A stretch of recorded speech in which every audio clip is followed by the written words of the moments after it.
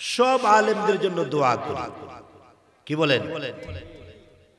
কারাগারে যে সমস্ত আলেমরা আছে, জেলখানার ভিতরে, আসুন এদের জন্য দোয়া করি।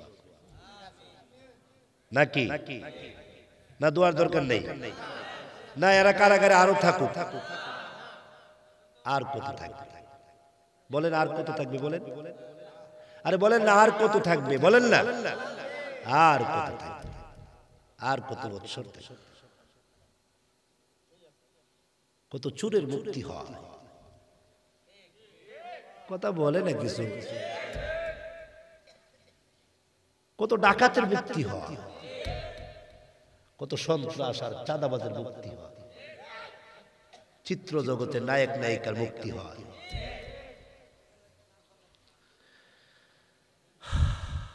আল্লাহ পাক আলেমদেরকে মুক্তির ফায়সালা করে।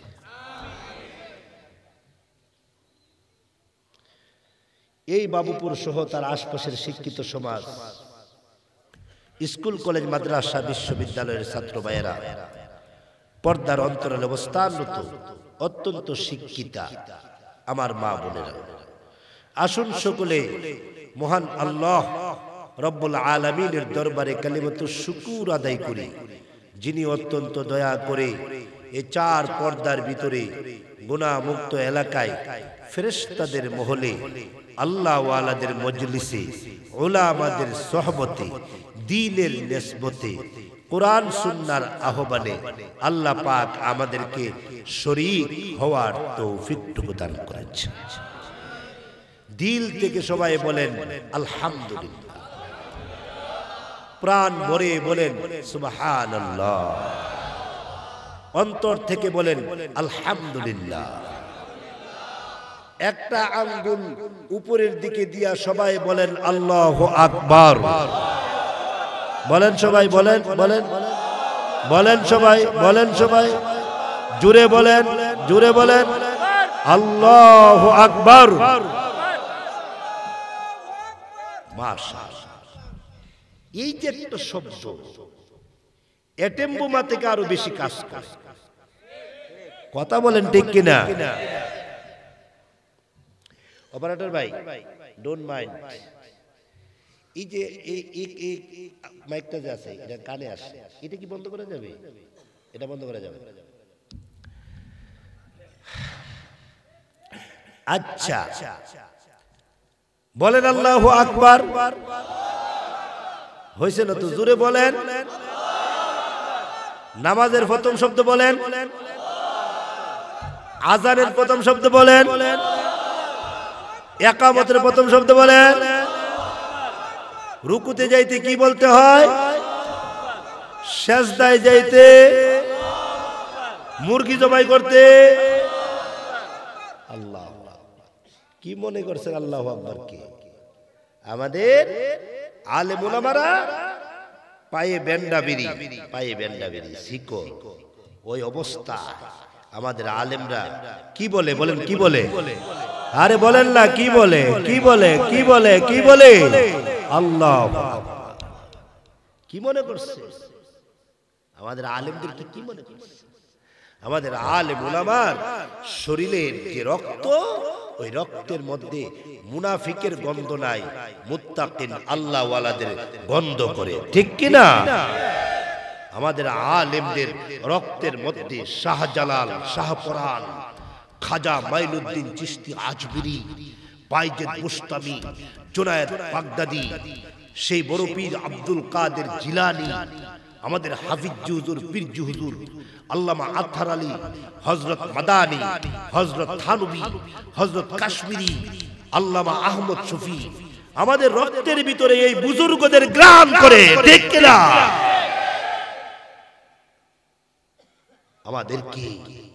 আমাদের কি কিছুতেই আমাদেরকে দুনিয়ামুখী করা যাবে না। আমরা দুনিয়ামুখী আলেম না, আমরা দুনিয়ামুখী আলেম না, আমাদেরকে দুনিয়ামুখী করা যাবে না। আমরা আল্লাহর জন্য মাঠে নামছি। কার জন্য বলে? এই মাহফিল কার জন্য? এই মাদ্রাসা কার জন্য? আমি কার জন্য? আপনি কার জন্য? একথা বুঝতে হবে। আল্লাহ সবাইকে বোঝার তৌফিক দান। কোন তরিকায় মুক্তি না, একমাত্র মুহাম্মদুর রাসূলুল্লাহ সাল্লাল্লাহু আলাইহি সাল্লামের তরিকা ছাড়া আর কোন তরিকায় মুক্তি নাই। কথা বলেন না, আর কোন তরিকায় মুক্তি নাই। মুক্তি একমাত্র মুহাম্মদুর রাসূলুল্লাহ সাল্লাল্লাহু আলাইহি ওয়াসাল্লামের তরিকা। এই জন্য আমি আপনাদের সামনে প্রথম পারা সূরাতুল বাকারা, সবচেয়ে বড় সূরা, সর্ববৃহৎ সূরা সূরাতুল বাকারা, সেই সূরাতুল বাকারার প্রথম পারার শেষ পৃষ্ঠা থেকে একখানা আয়াতে কারীমা তেলাওয়াত করেছি। আমার নবী, আপনার নবী, প্রিয় নবী হযরত মুহাম্মদুর রাসূলুল্লাহ, যারা সাল্লাল্লাহু আলাইহি সাল্লাম বলেছেন অটোমেটিক আপনার 10টা গুনাহ মাফ হয়ে গেছে। সুবহানাল্লাহ। আসতে কর, আরে বাবা জোরে করলে একটু। আপনার 10টা গুনাহ মাফ হয়ে গেছে। আপনি একবার দুরূদ শরীফ পড়লে 10টা গুনাহ মাফ হয়ে যায়। বলেন সাল্লাল্লাহু আলাইহি সাল্লাম, বলেন জোরে বলেন, জোরে বলেন, জোরে বলেন সাল্লাল্লাহু আলাইহি ওয়াসাল্লাম। নবীজির হাদিস থেকে একখানা হাদিসের মাঝামাঝি অংশ তেলাওয়াত করেছি। যে বিষয়টা আমি আপনাদের সামনে তুলে ধরতে চাই, বিষয়টা হলো এই পৃথিবীতে সবচেয়ে দামি ওই মানুষটা, যে মানুষটা সুন্নত মতো চলে। কি মতো চলে? সুন্নত মতো চলে। যার খাওয়া সুন্নত, সুবহানাল্লাহ বলবেন, যার খাওয়া কি সুন্নত। ইমাম ফখরুদ্দিন রাজি রহমাতুল্লাহি আলাইহি লিখেন, কেউ যদি সুন্নত তরিকা মতো খানা খায়, কিয়ামতের দিন এই খানার হিসাব আল্লাহর দরবারে দিতে হবে না।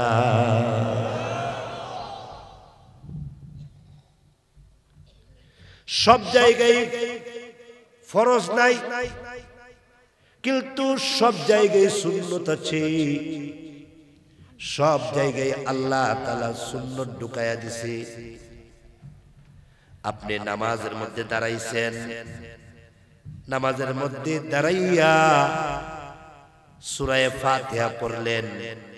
সূরা ফাতিহার আগে আউযু বিল্লাহ বিসমিল্লাহ আল্লাহ পাক ঢুকায়া দিলেন। আউযু বিল্লাহ বিসমিল্লাহ পড়া কি ফরজ না? ফরজ না। ওয়াজিব না? ওয়াজিব না। কি? সুন্নত। আল্লাহ তাআলা ফরজের ভিতরে সুন্নতকে ঢুকায়া দিলেন। দুই সূরার মাঝখানে বিসমিল্লাহির রহমানির রহিম পড়ে নেওয়া সুন্নত। ফরজের মাঝামাঝি, ওয়াজিবের মাঝামাঝি আল্লাহ সুন্নত ঢুকায়া দিলেন। রুকুতে গিয়েছেন, আল্লাহু আকবার বলে রুকুতে গিয়েছেন। রুকু করা ফরজ, কিন্তু রুকুর ভিতরে তাসবিহ গুলা সুন্নত। সুবহান রাব্বিয়াল আযীম, সুবহান রাব্বিয়াল আযীম সুন্নত। আল্লাহ তাআলা ফরজের ভিতরে সুন্নত ঢুকায়া দিয়েছি। আরেকটু জোরে বলবেন না সুবহানাল্লাহ। আরেকটু প্রেম নিয়ে বলবেন না সুবহানাল্লাহ। সুবহানাল্লাহি ওয়া বিহামদিহি সুবহানাল্লাহিল আযীম।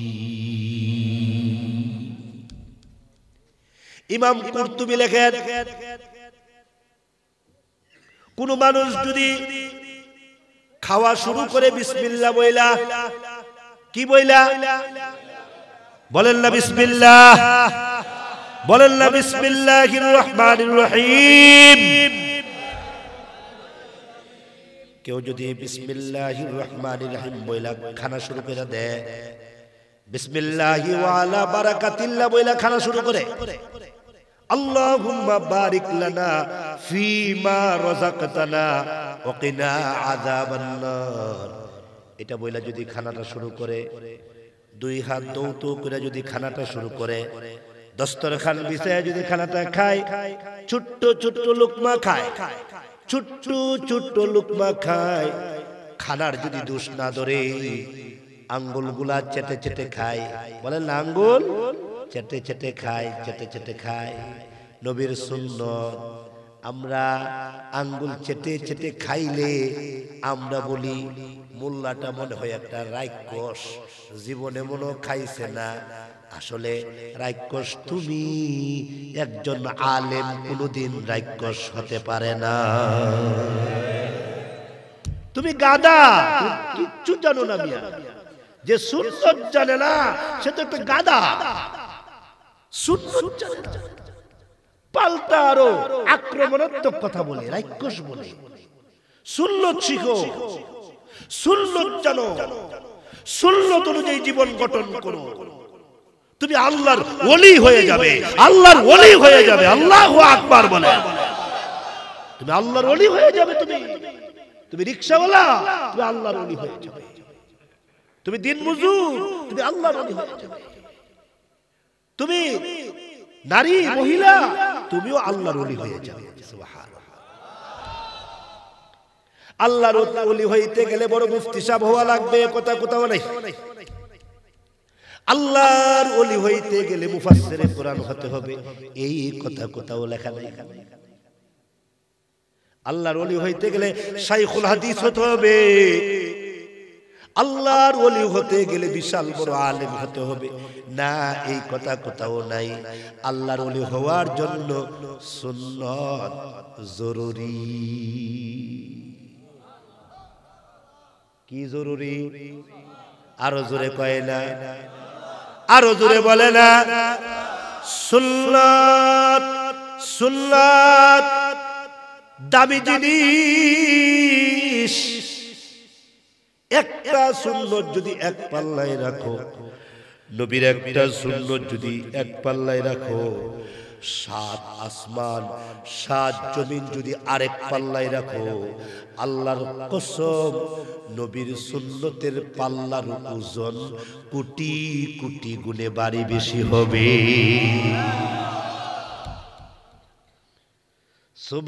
সুবহানাল্লাহি ওয়া বিহামদিহি,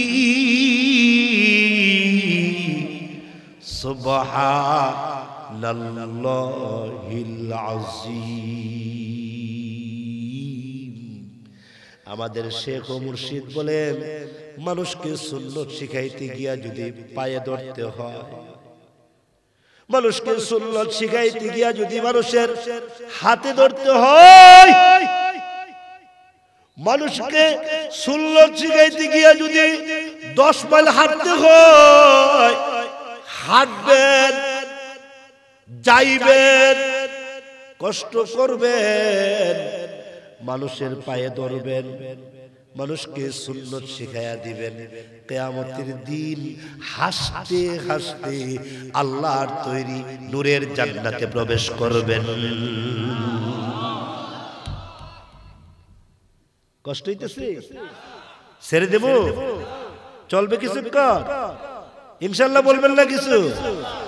দুই হাত উঁচা করেন, উঁচা করেন দুই হাত, বলেন ইয়া আল্লাহ, ইয়া আল্লাহ, আমলের নিয়তে কথাগুলো শোনার তৌফিক দান করো।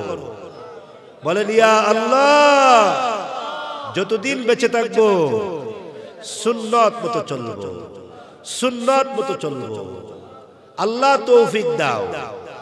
আমিন বলেন, আল্লাহুম্মা আমিন বলেন। আল্লাহ।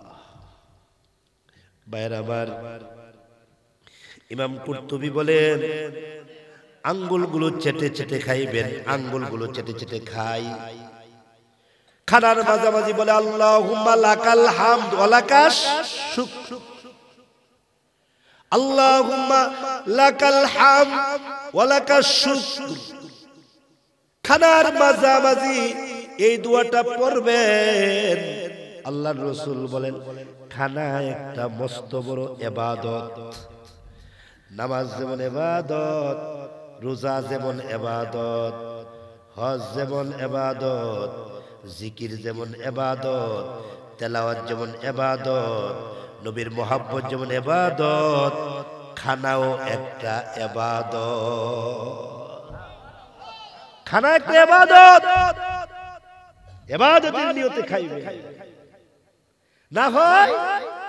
না হয় কুকুরও খায় আমিও খাই, ব্যবধান নাই। খানা যদি ইবাদতের নিয়তে না খান তাইলে গরুও খাই আমিও খাই, ব্যবধান নাই। খানা যদি ইবাদতের নিয়তে না খান তাইলে ওই যে বিড়ালও খাই আমিও খাই, ব্যবধান নাই। আর আমি যদি ইবাদতের নিয়তে খাই তাইলে সুন্নত আদায় হবে। আমি যদি ইবাদতের নিয়তে খাই যে এই খানাটা খাইবো আল্লাহর ইবাদত করবো, এই খানাটা খাইবো খাইয়া রোজা রাখবো, এই খানাটা খাইবো খাইয়া আমি আল্লাহর ইবাদত করবো, যা খাইবেন সব ইবাদত হয়ে যাবে। যা খাইবেন সব ইবাদত হয়ে যাবে। এই জন্য ইমাম বুখারী প্রথম হাদিস ইন্নামাল আমালু বিন্নিয়াত, নিয়তের উপরে সব আমল বরকরার। নিয়তকে ঠিক করেন। আর যদি নিয়ত করেন দুনিয়াটা মস্ত বড়, খাও দাও ফুর্তি করো, যদি এগুলো চিন্তা করেন তাইলে এই খানা, এই পিনা, এই খাবার দাবার সব আমাকে জাহান্নামে নিয়ে যাইবে। প্রত্যেকটা বাপ আমার বিরুদ্ধে সাক্ষী দিবে, প্রত্যেকটা তরকারি আমার বিরুদ্ধে সাক্ষী দিবে। আল্লাহ নাদানের মতো খাইছে, রাক্ষসের মতো খাইছে, সুন্নত আদায় করে নাই। ঠিক কিনা বলেন? আল্লাহ নাদানের মতো খাইছে, আল্লাহ সুন্নত আদায় করে নাই। প্রত্যেকটা চাল আমার কাছে আসছে ৩৭০ জন ফেরেশতার মেহনতের বদৌলতে। প্রত্যেকটা চাল, প্রত্যেকটা চাল, প্রত্যেকটা ডাল, প্রত্যেকটা আলু, প্রত্যেকটা পেঁয়াজ, প্রত্যেকটা রসুন, প্রত্যেকটা তরকারি আমার কাছে আসতে গিয়া ৩৭০ জন ফেরেশতা মেহনত করছে। মেহনত করছে, মেহনতের বদলতে আজকে আমার সামনে বাতরা আসছে। আমি আমার মধ্যে সুন্নত নাই, হাই হাই সুন্নত না। সুন্নত ওয়ালা জিন্দেগি সবই হবে বন্দেগি। কথা বলেন কিছু বলেন, আমার সাথে বলেন সুন্নত ওয়ালা জিন্দেগি। আর জোরে বলেন না মিয়া, সুন্নত ওয়ালা জিন্দেগি সবই হবে বন্দেগি। সুন্নত সারা জিন্দেগি গরু মার্কা জিন্দেগি, গরু মার্কা জিন্দেগি। হাই বলে কি হুজুর দেন মোহরটা বইলা ফেলেন 22,22,202 টাকা। 22,22,202 টাকা লিখে ফেলেন হুজুর, লিখে ফেলেন। তা আমি বলি যে লিখে যে ফেলবো 22,22,202 টাকা দিবার মতো কি তার ক্যাপাসিটি আছে? সে দিতে পারবে? হুজুর দেওয়া লাগে না, দেওয়া লাগে না। নাউজুবিল্লাহ বলবেন, দেওয়া লাগে না হুজুর, লিখে না, দেওয়া লাগে না তো, এটা বাংলাদেশ, দেওয়া লাগে না, লিখবেন। আর কি আশ্চর্য কথাবার্তা। আমি বললাম আপনি যে এটা লেখাইতেছেন উদ্দেশ্যটা কি বলেন তো একটু, উদ্দেশ্যটা কি? উদ্দেশ্য হলো যদি সাইরা দে। কথা বুঝে নাই মনে হয়। যদি যদি সাইরা দে, আপনারা বলুন তো দেখি তার কি প্রথম উদ্দেশ্য কি ভালো? আপনারা বলেন বিবাহ দিবার আগেই তার উদ্দেশ্যটা কি ভালো না খারাপ? এই ছেলেটাকে আটকানো, এই ছেলেটাকে আটকানো, এই ছেলেটার গলায় রশি। নারী নির্যাতন অভাব নাই, নারী নির্যাতনের মামলা হয়, পুরুষ নির্যাতনের তো মামলা হয় না। পুরুষ নির্যাতন কাকে বলে জানেন? পুরুষ নির্যাতন দেশে কঠিন পুরুষ নির্যাতন চলতেছে। নারী নির্যাতন নিয়ে এত পেরেশানি, পুরুষ নির্যাতন, মহিলারা আজকে পুরুষদের উপরে যে নির্যাতন করতেছে, বিভিন্ন ভাবে পুরুষদের উপরে নির্যাতন চলতেছে, ঠিক কিনা? এই কথাগুলো তো বলতে হবে। আপনি না বললে কে বলবে? আপনি আলেম মানুষ, আপনি হক্কানি আলেম, আপনাকে বলতে হবে। আপনি আল্লাহকে ভয় করবেন। কাকে ভয় করবেন বলেন? কাকে? কাকে? আল্লাহকে ভয় করবেন। আল্লাহকে ভয় করে করে কথা বলবেন। আল্লাহ সবাইকে সহিহ বুঝ দান করুন। রাত্র গভীর হয়ে গেছে, আপনারা ফজরের নামাজ পড়বেন। আমি লম্বা কথা আর বলছি না। আমি যে আয়াত পড়ছি বলবো। আয়াত হুজুর কোথায়? নিয়ে আসেন হুজুরকে। রাত্র গভীর হয়ে গেছে, ফজর পড়বেন না? আর কথা কই না। হাত তুলেন, হাত তুলেন, বলেন বলেন বলেন ইয়া আল্লাহ, বলেন ইয়া আল্লাহ। মরণ পর্যন্ত 5 ওয়াক্ত নামাজ পড়ব, 5 ওয়াক্ত নামাজ পড়ব। বলেন ইয়া আল্লাহ। আর নামাজ ছাড়বো না, আর নামাজ ছাড়বো না। ইয়া আল্লাহ, আমি গুনাহগার, তুমি আমারে মাফ করে দাও। সবাই বলেন আস্তাগফিরুল্লাহ, আস্তাগফিরুল্লাহ, আস্তাগফিরুল্লাহ, লা হাওলা ওয়ালা কুওয়াতা ইল্লা বিল্লাহ। মাশাআল্লাহ। হাত নামান। বলবো আয়াত। আমি যে আয়াতটা পড়ছিলাম, আল্লাহ পাক আয়াতে বলেন, কি বলেন? সিবগাতাল্লাহ,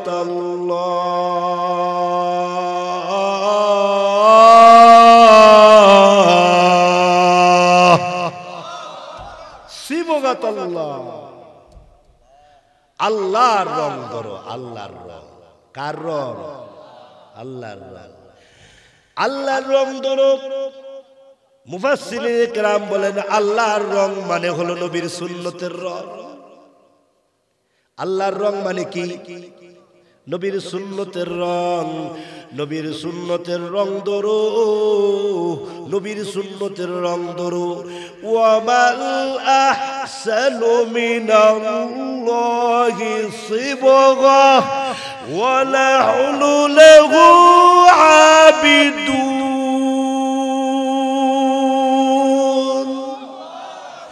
আল্লাহ রাব্বুল আলামিন বলেন আল্লাহর রঙের মতো এত সুন্দর রং আর কি হতে পারে? আল্লাহর রং তার মানে নবীর সুন্নতের রং। নবীর সুন্নতের রং সবচেয়ে দামি রং, সবচেয়ে দামি রং। আমি আপনাদেরকে একটা কারগুজারি শোনায়া দেয়, যদি কারগুজারিটা শুনেন তাইলে মনে হয় আপনাদের ঈমান বাড়বে। আমাদের উপমহাদেশের একজন বিখ্যাত বুজুর্গ, ওনার নাম হলো কাসেম নানুতুবি রহমাতুল্লাহি আলাইহি, দারুল উলুম দেওবন্দের প্রতিষ্ঠাতা কাসেম নানুতুবি রহমাতুল্লাহি আলাইহি 1857 খ্রিস্টাব্দে ব্রিটিশ খেদাও আন্দোলন তারা করেছিলেন। ব্রিটিশ খেদাও আন্দোলন, আমাদের উলামায়ে কেরাম ব্রিটিশ খেদাও আন্দোলন করেছিলেন। হযরত কাসেম নানুতুবি রহমাতুল্লাহি আলাইহি ওনার বিরুদ্ধে ওয়ারেন্ট জারি হয়ে গেল। যেখানে পাবে সেখানে গ্রেফতার করবে, যেখানে পাবে সেখানে ওনাকে গ্রেফতার করা হবে। পুলিশ আসছে, পুলিশ এসে ওনার কাছে এসে পুলিশ আসলেন, আয়সা ডাক দেয়া কয় তুম কোন হো, তো তুম কোন হো, তুমি তো। এরপরে বলে তুমি তুম কাহা হে, কোন জায়গায় যাও, তুমি কে, তোমার নাম কি, তেরে নাম কে আগে, তোমার নাম কি? এমনি ডাক দেয়া কয় কাসেম নানুতুবি কো পেহচানতা হো, কাসেম নানুতুবি কে তুমি চিনো কিনা? হযরত কাসেম নানুতুবি রাহমাতুল্লাহি আলাইহি এইভাবে দাঁড়াইয়া এমনি তখন উনি এই জায়গা থেকে মাত্র ওই কোনাটাই গেলেন, ওই কোনায় দাঁড়াইয়া উনি আল্লাহর জিকির করেন, আল্লাহরে ডাকেন, আল্লাহ আল্লাহ আল্লাহ আল্লাহ বলে ডাকা শুরু করলেন। ওই কোনাটাই গেলেন, এমনি পুলিশ ডাক দেয়া কয় বলো না তুমি কে? কাসেম নানুতুবি পেহচানতা হো, কাসেম নানুতুবি কে তুমি চিনো কিনা? এমনি তখন হযরত কাসেম নানুতুবি বলেন একটু আগে উনি এই জায়গায় দাঁড়ানো ছিল, একটু আগে কাসেম নানুতুবি এই জায়গাটায় দাঁড়ানো ছিল। তার মানে কাসেম নানুতুবি নিজের জায়গাটা ছেড়ে ওই কোনাটাই গিয়া ডাক দিয়া কয় একটু আগে এখানে দাঁড়ানো ছিল। এমনি তখন কাসেম নানুতুবি রহমাতুল্লাহি আলাইহির কথা শুই না পুলিশ ডাক দেয়া কই গেল কোথায়, হঠাৎ করে গেল কোথায়, এমন এমন কেরামতি কেমনে পাইলো, হঠাৎ করে উনি কিভাবে চলে গেল। হযরত কাসেম নানতুবি রাহমাতুল্লাহি আলাইহি এমনি তখন পরের দিন উনি একটা গর্তের ভিতরে ঢুকে পড়লেন। একটা গর্তের ভিতরে উনি 3 দিন পর্যন্ত ছিলেন, 3 দিন 3 রাত। এমনি তখন উনাকে পুলিশ খুঁজে পায় না, কোনো ছাত্র খুঁজে পায় না, কোনো মুরিদান খুঁজে পায় না, দারুল উলুম দেওবন্দের ডানে বামে যারা বাস করে এরা উনারে খুঁজে পায় না, সবাই শুধু খতমে ইউনূস পড়ে। আরে কাসেম নানতুবিকে পুলিশ মনে হয় ধরে নিয়ে গেছে। উনি যে গর্তের ভিতরে ঢুকে পড়েছে এই জিনিসটা কারো জানা নাই, কেউ দেখে নাই। 3 দিন পরে হযরত কাসেম নানতুবি রাহমাতুল্লাহি আলাইহি গর্তের ভিতর থেকে বাহির হইলেন। ওনার চেহারা একেবারে আলোকিত হয়ে গেছে। গর্তের ভিতর থেকে রুমাল মাথায় দিয়ে সুন্দর করে উনি বাহিরে হইলেন। মুরিদানরা ডাক দিয়ে কই পিসাব কোথায় ছিলেন? ডাক দিয়া কয় আমি গর্তের ভিতরে ছিলাম। কোন গর্তের ভিতরে গো? এই যে গর্তটা, গর্তের ভিতরে ছিলাম। কই দিন ছিলেন? বলে 3 দিন ছিলাম। হুজুর যান গর্তের ভিতরে প্রবেশ করেন, আল্লাহর ওয়াস্তে আপনি এইভাবে হাঁটাসাটা করবেন না, দেশের অবস্থা ভালো না, চতুর্দিকে নির্যাতন, আলেম উলামার উপরে কঠিন নির্যাতন চলছে, কঠিন থেকে কঠিন নির্যাতন শুরু হয়েছে। আল্লাহর ওয়াস্তে আপনি আবার গর্তের ভিতরে প্রবেশ করেন, আপনি আমার কথাটা রাখেন। সবাই ডাক দেয়া কয় গর্তের ভিতরে ঢুকে পড়েন, এখন পর্যন্ত দেশটা নিরাপদে নাই। এমনি ডাক দেয়া কয় কাসেম নানতুবি রাহমাতুল্লাহি আলাইহি আকাশের দিকে হাত তুলে ডাক দেয়া কয় আল্লাহ এরা বলি কি, এরা কি বলতে চায়? আল্লাহ আমি এদেরকে কিছু বলি, তুমি এদেরকে বুঝার তৌফিক দান করো। এমনি ডাক দিয়ে কই সাথীরা শুনো, আল্লাহর কসম করে বলি আর একটা মুহূর্তের জন্য আমি আর কোনোদিন গর্তের ভিতরে যাইব না। এমনি ডাক দেয়া কই কেন যাইবেন না? দেশ তো এখন পর্যন্ত নিরাপদে না। হযরত কাসেম নানতুবি বলেন আমি যাব না এই জন্য যে তোমরা তো মনে করেছো আমি পুলিশের বয়ে আমি গর্তের ভিতরে ঢুকেছি, তোমরা তো মনে করেছো আমি ব্রিটিশদের বয়ে আমি গর্তের ভিতরে ঢুকেছি, ইংরেজদের বয়ে আমি গর্তের ভিতরে ঢুকেছি। আল্লাহর কসম না, আমি কোনো পুলিশের বয়ে গর্তের ভিতরে ঢুকি নাই, আমি কোনো রাষ্ট্রীয় বয়ে আমি গর্তের ভিতরে ঢুকি নাই। আমি তো গর্তের ভিতরে ঢুকি নবীর সুন্নত আদায় করেছি। আমি তো গর্তের ভিতরে প্রবেশ করি নবীর সুন্নাত আদায় করেছি। আল্লাহর পয়গম্বর রাহমাতুল লিল আলামিন গর্তের ভিতরে 3 দিন ছিল, আমিও 3 দিন ছিলাম। আল্লাহর নবী 3 দিন পরে গর্তের ভিতর থেকে নবীজি বাহির হয়ে আসছে, আমি কাসেম নানতুবি বাহির হয়ে আসলাম। ওগো আল্লাহ, আমার জীবনের নামাজ যদি কবুল না হয়, আমার জীবনের রোজা যদি কবুল না হয়, আমার জীবনের হজ যাকাত যদি কবুল না হয়, নবীর আমলের সাথে আমার আমলটা যে একটু বনাইছি, নবীর আমলের সাথে আমার আমলটা যে একটু ফিটিং দিছি, সেটিং দিছি, এর বদলতে আল্লাহ তুমি আমারে মাফ করে দিও, আল্লাহ তুমি আমারে ক্ষমা করে দিও। তখন দেখা যায় তদানীন্তন সময়ের মানুষগুলা ওনার এই কথা শুনে সবাই নবীর সুন্নতের প্রেমে আশেক হয়ে গেলেন। হাই হাই কত বড় কথা! সে ইংরেজদের বয়ে গর্তের ভিতরে যায় নাই, নবীর একটা সুন্নত পালন করার জন্য গর্তের ভিতরে গিয়েছে। ও যুবক, নবীর সুন্নত পালন করার জন্য কারো পায়ে ধরতে হলে পায়ে ধরবে, কারো হাতে ধরতে হলে হাতে ধরবে, 10 মাইল হাঁটতে হলে 10 মাইল হাঁটবে।